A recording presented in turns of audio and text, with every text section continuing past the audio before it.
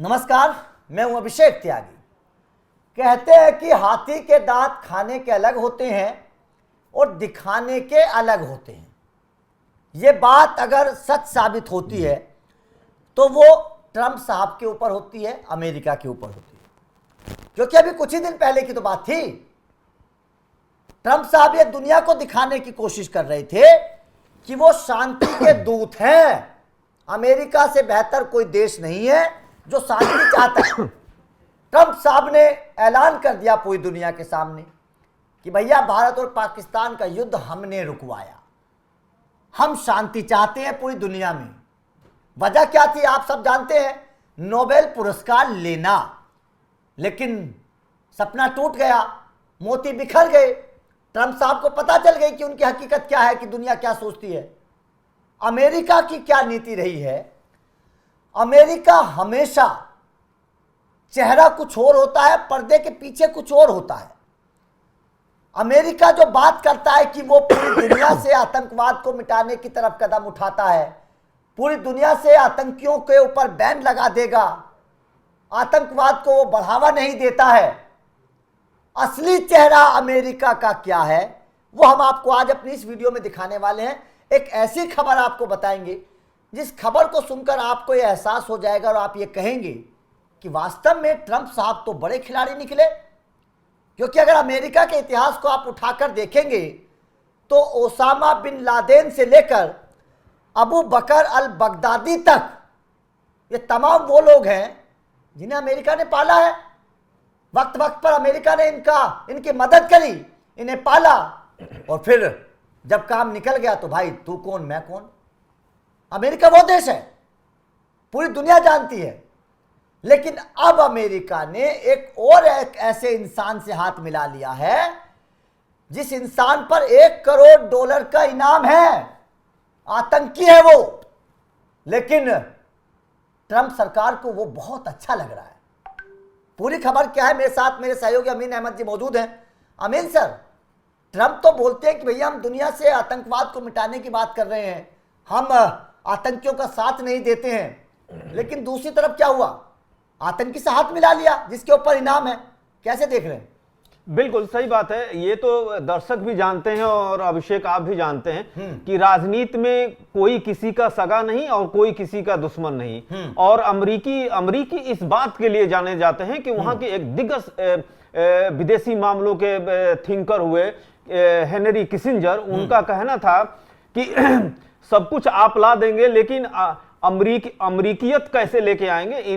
उसका कहने का मतलब ये था कि आप सब कुछ लेके सब कुछ कर ले जाएंगे, सारी चीजें कर ले जाएंगे, लेकिन अगर एक शाब्दिक अर्थ में कहें तो ये कमीनापन कहां से लेके आएंगे। ये उस टाइप का शब्द है, ये शब्द यूज नहीं करना चाहिए, लेकिन है कि अमेरिका जिसे आतंकवादी बनाता है, $1 करोड़ का इनाम रखता है, उसी आतंकवादी पर सैंक्शन संयुक्त राष्ट्र संघ से लगवाता है। लेकिन अब वही अलसरा सीरिया के कार्यवाहक राष्ट्रपति हैं, तो अब उनसे हाथ मिलाने वाले हैं। यही चीज है कि अमेरिका दुनिया में बादशाहत कैसे हासिल करता है, वो तानाशाह कैसे बना, दुनिया का महाशक्तिशाली देश कैसे बना, इसी कहानी में छुपा हुआ है। जबकि हर देश की एक सिद्धांत है कि वो गलत नहीं करता, जबकि अमेरिका का गलत और सही से कोई मतलब नहीं। जहां अमेरिका का फायदा होगा वहां अमेरिका रहेगा, उसे गलत और सही सिद्धांत और स्वतंत्रता से कोई मतलब नहीं। लेकिन एक उलट उसके बात यह है कि वो दुनिया भर में सभी लोगों को स्वतंत्रता, डेमोक्रेसी का जो है धौंस जमाता रहता है। लेकिन अभी शुरुआत में अभिषेक आपने जो नाम लिया कि बगदादी को किसने पैदा किया, अफगानिस्तान से रूसियों को हटाने के लिए, सोवियत संघ को हटाने के लिए इन्होंने वहां पे जो है क्या कहते हैं कि तालिबान को पैदा किया, और जनरल जिया से लेकर परवेज मुशर्रफ तक इतना डॉलर बांटे कि अब वही तालिबान उनके लिए खतरा बना। तो अल जवाहिरी और बगदादी और क्या कहते हैं ओसामा बिन लादेन को उन्होंने पैदा किया, अरबों बिलियन डॉलर दे के बनाया, और फिर उन्हीं को जो है मारना पड़ा। तो ये अमेरिकी नीति है। आप इसको दूसरे तरीके से देखिए कि सीरिया में जो लड़ाई चल रही है पिछले 10 सालों में 10 सालों से, उसका कारण यह है कि सीरिया में 90% सुन्नी है, 10% सिया हैं। और सियाओं की सरकार है, और सियाओं की सरकार को समर्थन कौन दे रहा है? रूस दे रहा है। आपको यह समझिए, दर्शक भी ये समझे कि दुनिया में कहीं भी कुछ भी होता है तो वो उसके दो ही कारण होते हैं, या तो वहां पे रूस है और नहीं तो रूस वहां पहुंचना चाहता है। और दुनिया में यही लड़ाई चलती है, या तो अमेरिका फर्स्ट नहीं तो रूस प्रथम। इसी लड़ाई में वहां पे पहुंचे। बशर अल असद की सरकार को हटाने के लिए अमेरिका ने 2016, 15, 14 से इतनी रणनीति बनाई और अल सारा को हथियार दिया। वो एक तरह से वो चीजों को गृहयुद्ध में शामिल किया। और फिर जो वहां की सुन्नी जो सबसे ज्यादा थे, बहुमत में थे, लड़ाई जारी रही। फिर जाके जो है, अब जाके जो है 2024 में जो है ये अपदस्थ हुए और सीरिया छोड़ के भाग गए। और कहा ये तो जाता है कि वो रूस ने उनको रखा है। तो अब जब क्या कहते हैं, अमेरिका का जो मकसद पूरा हो गया तो कार्यवाहक राष्ट्रपति अल सारा बने। तो अब जो है अमेरिकी राष्ट्रपति, अमेरिका की जीत हुई है, रूस वहां पदस्थ हुआ, रूसी सारी चीजें वहां से हटने लगी है। तो संयुक्त राष्ट्र संघ में अमेरिकी राजदूत ने वहां पे जो है एक नया प्रस्ताव भेजा। नए प्रस्ताव में यह था कि जितने सैंक्शन लगे हैं उसे संयुक्त राष्ट्र संघ हटा ले। उसी के बाद से यह खबर आई है कि अब जो है सीरिया के कार्यवाहक राष्ट्रपति अल सारा से जो है क्या कहते हैं, अमेरिकी राष्ट्रपति जो है वाशिंगटन में मिलेंगे, वहां पे द्विपक्षीय वार्ता होगी, वहां पे जितने युद्ध से नुकसान हुए। कुल मिलाजुला के जो आप ओपनिंग कर रहे थे वही था कि अमेरिका जिसको बनाता है फिर उसी पे प्रतिबंध लगाता है और फिर उसी से हटा के फिर उससे दोस्ती कर लेता है। यही है अमेरिकी विदेश नीति। लेकिन सवाल तो इसलिए है ना कि पूरी दुनिया को एक तरफ आप बेवकूफ बनाने की कोशिश करते हैं कि हम तो आतंकवाद के विरोधी हैं। अब यहां पर सवाल यह है कि जिस अलशरा के ऊपर खुद संयुक्त राष्ट्र संघ ने यह इनाम रखा था, वहां पर तो अमेरिका भी है जी। तो फिर अब कहां गया अमेरिका का वो फैसला? अब अमेरिका अपनी उस बात पर कायम क्यों नहीं है जी? अब अमेरिका इसके साथ ट्रंप जाकर हाथ क्यों मिला रहे हैं? क्या अब यह आतंकी नहीं रहा? क्या अब इसने धर्म का रास्ता चुन लिया है? सवाल तो इसलिए है ना। तो अमेरिका और ट्रंप दोनों मिलकर क्यों पूरी दुनिया को बेवकूफ बनाने का काम कर रहे हैं सर? नहीं, बात आपकी सही है, लेकिन विदेश नीति यही है। कहने का मतलब यह है, इसको थोड़ा सा दर्शकों को और जो है गहराई से एलाबोरेट करके हम बताते हैं कि आपको याद होगा कि गलवान में जो है भारतीय सैनिक शहीद हुए थे। लेकिन ये विदेश नीति या ये कहें कि यही एक कटु दुख है कि उसके बाद भी जो है चीन से हमारा व्यापार आगे बढ़ता रहा। इसको विपक्ष को लेके ये चीजें होती रही। ये अमेरिकी नीति है कि अमेरिका अपने हथियार बेचने के लिए सबसे पहले डर पैदा करता है, फिर डर से कुछ नहीं होता तो युद्ध का माहौल बनाता है और फिर अपने हथियारों को टेस्ट करता है और फिर ऐसे ही जो है चीजों को आगे बढ़ाता है।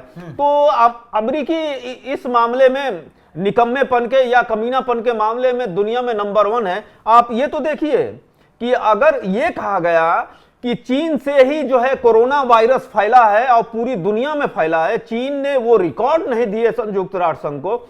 अगर चीन की जगह कोई दूसरा देश, कमजोर देश होता तो यही अमेरिका संयुक्त राष्ट्र संघ से वहां पे जो है सैंक्शन लगवा के उस देश को बर्बाद कर देता। लेकिन यही चाइना है, चूंकि पैरेलल है और अमेरिका कुछ नहीं कर सकता तो उसके साथ कुछ नहीं किया। आप एक दूसरा उदाहरण देखिए, पिछले हफ्ते जो है दक्षिण कोरिया की राजधानी सियोल में मुलाकात हुई और सोयाबीन का जो है उत्पादन जो है बंद हो गया और अमेरिकी किसान जो है हथियार लेके, आप जानते हैं कि वहां पे हथियार जो है लाइसेंस जो है आसानी से मिल जाती है और जिसको लेना है वो तुरंत ले के घूमता रहता है। वहां किसान हथियारों के साथ प्रदर्शन करने गए और सोयाबीन, अमेरिकी सरकार हिल गई और ट्रंप की कुर्सी जाने लगी। किसी भी तरह से पेंटागन के रणनीतिकारों ने बीजिंग में बात किया और उसके बाद दक्षिण कोरिया की राजधानी सियोल में पिछले हफ्ते शी जिनपिंग और ट्रंप की मुलाकात हुई। शी जिनपिंग ने सीधे तौर से कहा कि टैरिफ हटाओ, तुम्हारा सोयाबीन खरीदूंगा, गिव एंड टेक, और उसी बात पे जो है समझौता हुआ। तो यही मामला है, अमेरिका उनसे ज्यादा डरता है, या जहां उसका नुकसान हो रहा है तो उस देश से जो है चीजों को जो है कंसीडर कर लेता। अब भारत को देखिए 50% टैरिफ लग गया, क्योंकि भारत ने बड़ी रणनीतिक तौर से बात की, ट्रंप की तरह छिछोरापन नहीं दिखाया। ये विदेश नीति की जेंटलमैन तरीका है कि भारत ने एक शब्द नहीं बोला, और ये 54, 55 बार, 56 बार ये बोल चुके हैं कि ऑपरेशन सिंदूर और क्या कहते हैं भारत पाकिस्तान का युद्ध हमने रुकवाया, मैंने फोन किया। जबकि ये कई बार भारत के विदेश मंत्रालय के प्रवक्ता रणधीर जायसवाल कह चुके हैं कि ये झूठी बात है, प्रधानमंत्री से और राष्ट्रपति के बीच में बात ही नहीं हुई है। फिर भी जो है ट्रंप का ये है, तो इससे ये समझा जा रहा है कि गंभीरता नहीं है। दूसरी चीज, एक सीधी लाइन में चलने की अमेरिका की कभी से जो है वो तैयारी नहीं रही है। उसी का नतीजा है कि अब जो है फिर एक तरह से आलोचना हो रही कि जिस आतंकवादी को अमेरिका ने पैदा किया, अब उसी आतंकवादी के जिसके ऊपर $1 करोड़ का इनाम रखा था, अब उसे सैंक्शन हटवा के, क्योंकि सैंक्शन हटेगा तभी जो है वो अमेरिका जा सकता है।